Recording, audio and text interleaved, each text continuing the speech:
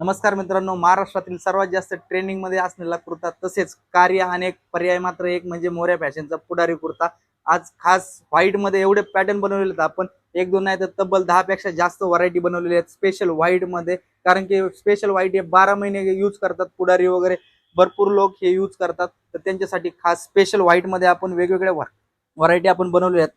Size भेटून जाईल M पासून 4XL पर्यंत. मार्केट चॅलेंज रेट राहील फक्त 600 रुपये तुम्हाला XXL पर्यंत आणि 700 रुपये 3XL 4XL.